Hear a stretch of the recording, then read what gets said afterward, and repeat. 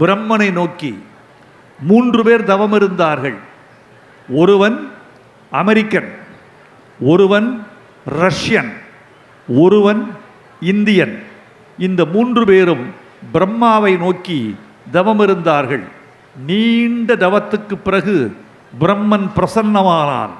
பிரம்மனை பார்த்து பிரம்மன் கேட்டான், 3 பேர் தவம் இருக்கிறீர்கள், அமெரிக்கனே ஏன் தவம் இருந்தாய்?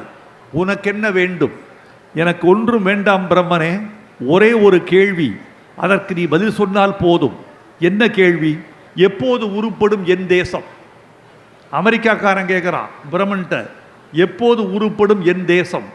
ஏடு புரட்டினான், பார்த்துவிட்டு சொன்னான், 2937 உன் தேசம் உருப்படும். உடனே அவன் அழுதான். யார்? அமெரிக்கன் அழுதான். நல்ல செய்தி தானே சொல்லி இருக்கிறேன், ஏன் அழுகிறாய்?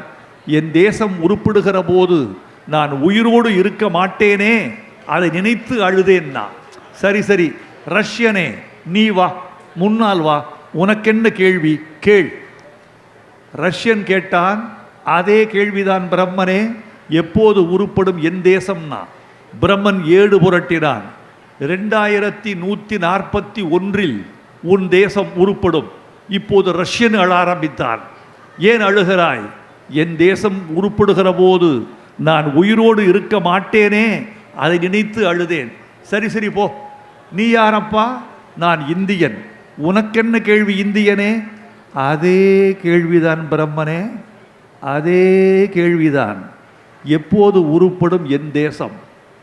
இப்படி சொன்னவுடன் பிரம்மன் அழ ஆரம்பித்தான். இந்தியனுக்கு கோபம் வந்து விட்டது. ரஷ்யன் கேட்டான், பதில் சொன்னாய். அமெரிக்கன் கேட்டான், பதில் சொன்னாய். இந்தியன் நான் கேட்கிறேன் அதே கேள்வியை, ஏன் பதில் சொல்லாமல் அழுகிறாய்?